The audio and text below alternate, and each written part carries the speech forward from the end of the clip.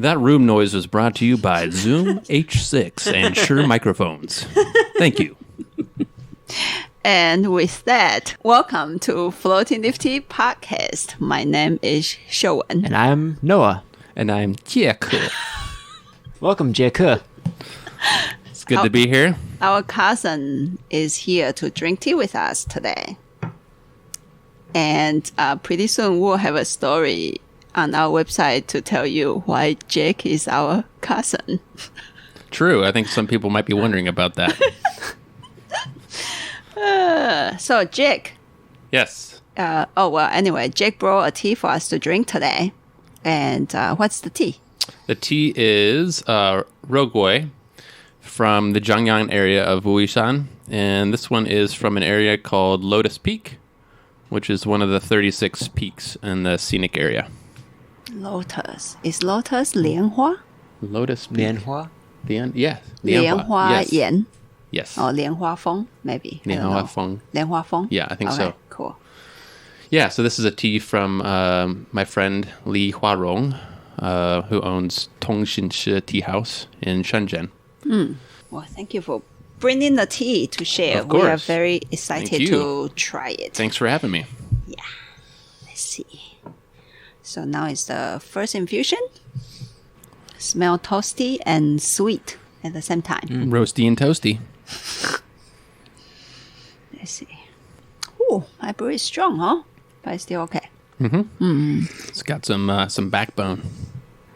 It has a really nice, almost bubbly, spreading feeling in the mouth. It's really bold, huh? Yeah. It's bold, but yeah. it actually has a lot of... solid foundation. Yeah. So for me, the feeling is very interesting and unique. I don't feel that the liquid puff, and yet when the liquid hit the mouth, I feel something is puffing in my mouth, but not the liquid. Huh. Interesting. And I really enjoy this phenomenon. Huh. Yeah. So we'll see if this second time it show up again. Really solid tea. Yeah. Yeah, I like this one. I like, I can't, this was always, Rou Gui was always one of my favorite varieties of rock tea. Mine too. I don't know why. I've always liked it. And I think it's one of the leading varieties in Wuyi Shan right now. Like when they do the tea competitions, I think Rou Gui gets more submissions than any of the other teas. Interestingly that's enough. good. Yeah, even more than Shui Xian and Da Hong Pao. But between this one and I have also a Lotus Peak Shui Xian from the same area, and between the two, I don't know which one I like better. I haven't really done them side by side, but they're both nice. Seems like Rou Gui, they usually do it a pretty bold on the roast. Right. Yes. But I like how it feels more heavy. I like in a rock tea when it feels a little bit more heavy. Yeah. But usually the Rou Gui that I've had in the past is really mostly on that bold flavor that kind of hits it first, and then the after effect is more of a afterthought. Got it. Yeah. But this one, the feeling, the salivation afterward is actually really nuanced. It feels really good. Nice. Yeah. A lot of the rock teas I'd had in the past were just very aggressively roasted. So if I were to get a new tea that was a year old, I would usually want to let it rest for a year or two, maybe, or at least a few months. These ones seem like the roast is maybe not as aggressive. I think so. So is this year's tea or this last is this year? year's? Yes. This year's tea? This is this year's tea. I believe it was picked in May.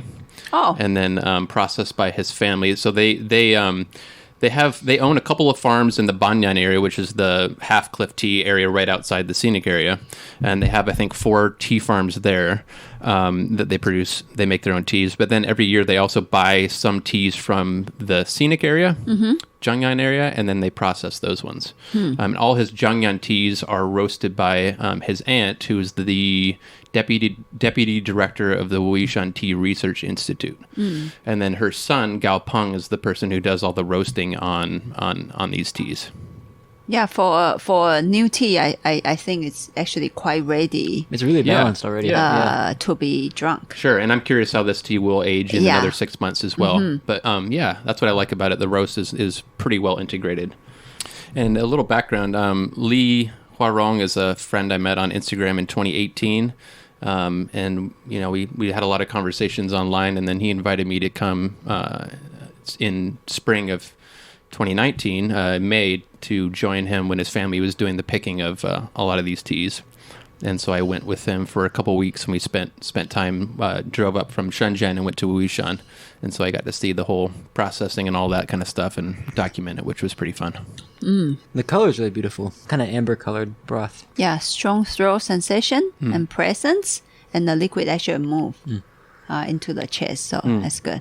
Yeah, what I like about a lot of these teas too is after you drink them, sometimes not so much with this tea, but with a couple of them, the flavor almost comes back stronger after you swallow it.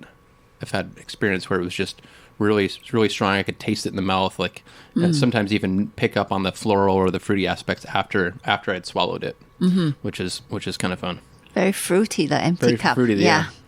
It's a nice tea to drink on a cold, slightly cold, rainy Seattle day. Yeah, bold and toasty, fruity, and yet not over kind of just bold in the beginning. Just a Chocolatey, very right. balanced kind of strongness. A lot I of like it. a lot of roast can kind of overpower the tea at first, especially because I think they do 3 roasts over several months. It's like a very prolonged, process. So it can be kind of aggressive sometimes.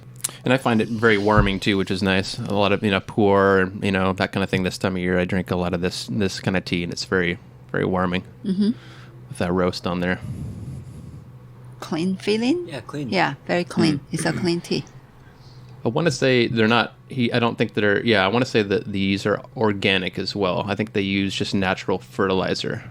Natural fertilizer. Yeah. Okay. So I want to say they are organic as well. Yeah, it moves down. I feel more of a presence in the throat. Yeah, the throat. And especially, it actually moves a little bit back to the back. I don't feel it as much all the way down, like to my belly. More kind of a horizontal movement. Yeah. Yeah. So, Jake, you also tell us exciting news So after of tea only. Yeah, thank you. tea related, yeah, exciting. I don't know if I have any other exciting news. So so when I was there visiting him, I tried a bunch of his teas and I really liked them. And I came back and he kind of suggested that I maybe try and sell some of his teas. And I kind of hesitated at first because I didn't want to get into the tea business. I have a lot of respect for people in the tea business because it's not an easy one. It's a tricky business, I think, especially with traditional Gong Fu style brewing and orthodox Chinese teas. It can be challenging, I think. But so anyways, I did decide I have acquired 6 teas from him, 6 different yen cha teas. Awesome. And I opened up a website which just went live this morning. Whoa. Yeah. And I'm calling it 9 Dragons Teas. And the website is www.9dragonsteas.com. So just carrying a couple select teas from him that his family produced, and kind of just focusing on that kind of niche of rock teas. And so that's the news. I didn't realize your website went live this morning. Yeah, I actually I've been kind of plugging away at it. I actually had it live last night around like 11 o'clock, but I decided to wait till today to announce that. So Yeah. Totally. Yeah. Yay. Yay! So when you guys have time, take a look. Check out the Cliff Tea. Drink Jake's rock tea. Thank you. Yeah. I'm a big fan of my buddy's, just the way he conducts business and his teas. I like his teas. So I thought it'd be kind of fun just to do this on the side as a kind of a small project, in addition to the photography that I do. And if you have any houses that need photos taken of, you can also talk to Jake. I do that too. We can take pictures and drink tea. Do you know if these teas were roasted with charcoal? I believe they were roasted with charcoal, yeah. And I believe that was 3 different roasts spaced out. I know that they picked the tea in May, and then I don't think the teas were ready until like September or October. So it's quite a process, and they only pick once a year. So some of the teas are from his family farm, and then some are from the Zheng Yan area that they picked this year. And a lot of their teas, I think, are actually sold. So he has 2 main uncles that produce. I think they own the tea farms, and they produce a lot of tea every year. They for 2 small families, they do a lot of output. And I think a lot of his teas, like his more rare varietals, he ends up selling to a big company. Multiple kilos that he sells directly to them. So sometimes it's harder to get some of the more rare varieties. And so right now I have I think 4 different varieties, 6 different teas, and at some point I might try and get a few more of the rare varieties. to try. What is the Zheng Yan area? The Zheng Yan area Zheng Yan is like True Cliff. So that is the actual, it's the UNESCO World Heritage Site, the kind of the Wuyi Mountains proper. So anything that's grown in kind of the scenic area of the Wuyi Mountains. And that area has its own unique microclimate, with you have different peaks and stream areas and different you have different pits and different all sorts of different microclimates within that one main area. And so based on where they're grown, the teas will get more sunshine, less sunshine, etc. And then obviously the soil there is volcanic and has a lot of mineral content and a lot of just good nutrients in the soil. So it's just a really good environment for growing tea. It's a beautiful place to walk around. When I first went there, I remember just seeing how beautiful it was. You can walk through that whole area and you're just surrounded by rocks and tea bushes and nature, So it's really just a beautiful area. Yeah, I heard it's that one of the most beautiful tea places on earth. It was my favorite place in China when I first went there in 2014 with a friend. We walked through that area and I fell in love with it. It was like almost like stepping back in time kind of feel to it. Wow. Really, really kind of magical. So the teas that are grown in that area just have a little more going on in terms of mouth, I think, in terms of mouthfeel, minerality, all that kind of stuff. It's kind of a step up from banyan teas, which are grown outside that area, just outside that area. And then you have a lot of teas on the market that are grown not even in the Wuyi area that are labeled as, Wuyi Cliff Tea. Cliff Tea. Yeah. So you do notice a difference when you try kind of side by side that you get into the Zheng Yan teas and there's definitely more going on. And the prices can be pretty expensive. Some of the areas can be super expensive for some of those teas. Usually you might find them for like $1 a gram, but I think there was a Rou Gui that sold in the inner core area a couple years ago for like $35 a gram. Wow. So just really, the output's pretty low, and so it's pretty high demand. So some of those teas go for pretty astronomical prices. Yeah. Yeah. Yeah. Yeah, we heard of that kind of the same phenomenon also from Taiwanese tea roasters. Some of them really like Wuyi Cliff Tea, but they go into buy tea and they're just like, wow, right now is the good ones are really expensive. Yeah. They're really hard to, where to acquire those teas and then bring it back to Taiwan and then use charcoal to roast it. For sure. Yeah. And so the teas that I have, the 6 that I have, I actually have one more coming as well. It's Wuyi Shan.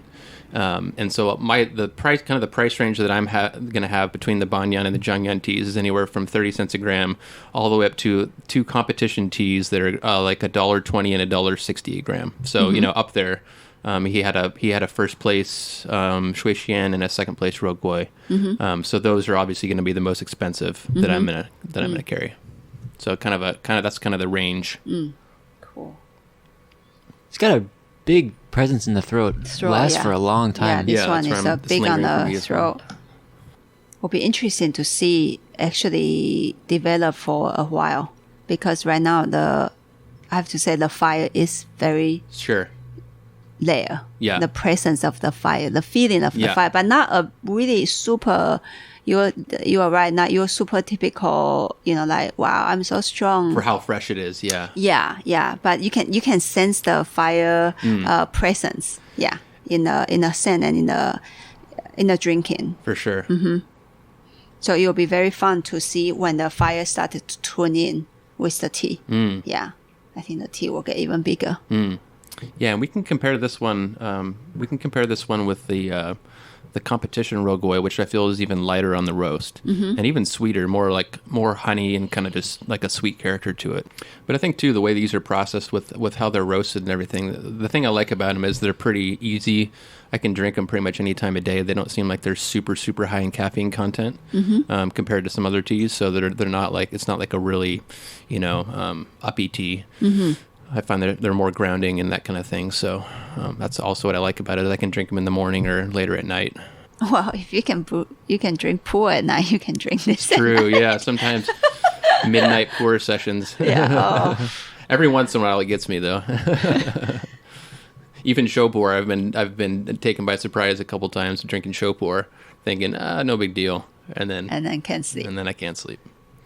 And I have to say, I've mostly when I've been evaluating these teas, I've just been drinking with a Gaiwan, which I don't use as often anymore. I normally go for teapots, but I have a small little red Junie pot that I mostly brew for myself. But when I want to kind of compare them, I've been using a Gaiwan. But I have to say, the way that Shoan's brewing these right now is really nice with a small Yixing pot and no Gongdao Bei just right into the cups, and it's really a nice way to brew this tea.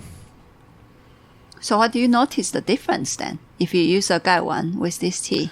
Yeah, using a Gaiwan in pretty short steeps, I think then you do notice the roast a little more too. Oh, okay. Yeah, so I think the clay is maybe take the roast in taking a little bit, more of the roast, and it just has a different character. Just brewing it this style without a Gongdao Bei there's something about brewing this way too that's just a little different, and I don't even know exactly how to describe the difference, but just the character of the tea itself just has a really nice roundness to it. And now the salivation is really good. Yeah, and then we can compare with the competition Rou Gui. Sure. Oh, smell this. So I just warm up the second Rou Gui tea, and it's a competition winning tea. Yes. And the dry leaves, even warm up leaf, have a very strong dark smell. Really nice. Smell nice. Oh, yeah. Yeah. Very fragrant. Okay, now we are going to do the first infusion of a second Rou Gui Cliff Tea. Won a competition this season, right? Yes, the 2019 Wuyi Shan Spring Tea Competition. Whoa. This one won second place out of 2,000 entries. Whoa. Yeah, feels so expensive.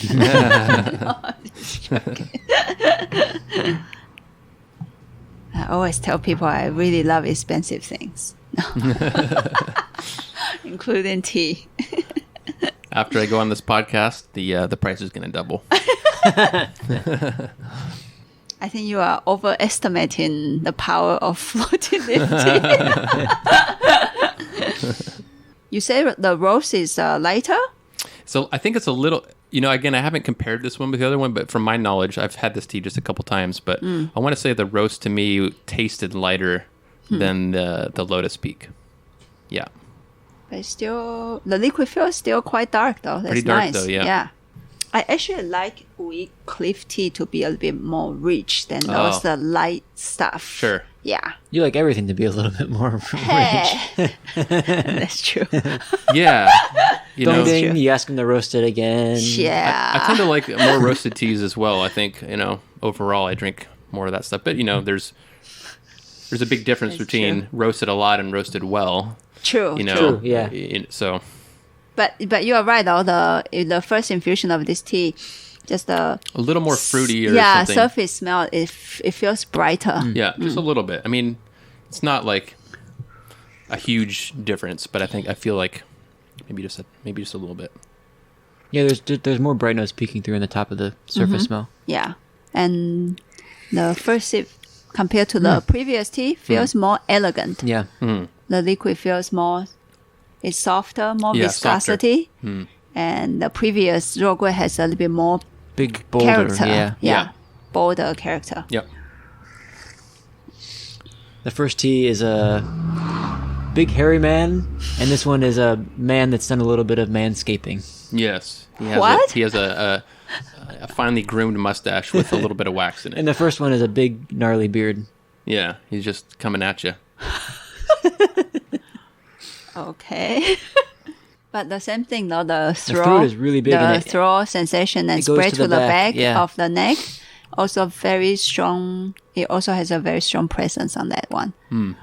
I think this one might also move a little bit more.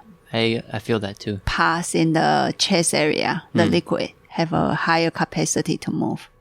But it is a quieter tea. This is not a quiet tea, but compared to the previous Rou Gui, it is a quieter tea. So not sure if people can sense the passing. So if you guys decide to purchase this tea, just sit with it and watch the liquid moving into your stomach. It's actually quite nice. It's definitely softer. Yeah, softer. Yeah. Yeah. Yeah, I'm getting more like sweet, kind of like honey, sort of like the returning sweetness on it is kind of just very honeyed like kind of sweetness to it. And elegant, more small moving parts. Yeah, more elegant tea. Yeah. Yeah, I haven't had a lot of competition tea. I'm not always the biggest fan of competition teas, but I figured if I can acquire some, why not? But I like this one. Yeah. And I haven't compared, again, I want to do more comparisons, like more cupping style comparisons, blind. I did do a blind taste test with first place Shui Xian and the Lotus Peak Shui Xian, and that was interesting, really interesting to compare the two. But I think that's a great idea for anybody to do. Figure out what you like, regardless of what the price point is. Figure out what style you like, and sometimes you just want a big hairy dude, and you don't care if he has a waxed mustache or not. Right. Okay. Right? Are you asking Jake or are you asking me? I personally don't want to, but I don't think I want a big hairy anything. But and that is too personal for me to answer the question. oh snap! But seriously, sometimes it feels better to have a really rich, bold tea. Like sometimes you just prefer a more rich, bold tea. Like the Farmer's Choice Baozhong, the price is actually lower than the competition style Baozhong. And the broth, it feels just more big. Right. But like if someone comes in the shop, I wouldn't say, if you have the money, you have to buy the competition style. You know what I mean? Sure. Yeah, and obviously competition teas, once they've won in a competition, the price is going to be inflated because there's only so much of the tea that's made, of course. But I mean, people get tripped up on price points, thinking the more expensive it is, the better it must be. And if somebody says, "Hey, I like this tea far better," and it's a third of the price, then that's great. It's second or third infusion? I forgot. This is third. Third. Yeah, it is a softer tea. Yeah. So, T1, T2, Rou Gui, 1, 2. Which one do you like? I think for me personally, I mean, there's character things about this that I like, but I think the first one is more my style. But I'd be curious to try that tea after it's rested, even like 6 months, and see how it compares then. Because I feel like this one already is a little bit lighter on the roast. Yeah. Smoother for sure, but like for a daily drinking tea, I would probably choose the first one. Yeah. How about you? If you smoke cigarettes and eat betel nut, you're going to want the first tea. Well, maybe that's why. I like it. If you wash your face with expensive scrubs and go to the salon to do your hair, you're going to want the second tea. That sounds very familiar. If you drink a 20-year-old scotch, second tea. If you drink 50-year-old scotch, first tea. No. Still second tea. If you drink this year's scotch, probably first tea. If you like Lefroy 10, first tea. First tea. Okay. I think I prefer the second tea a little bit. You prefer the second one? I like things with just a little bit more...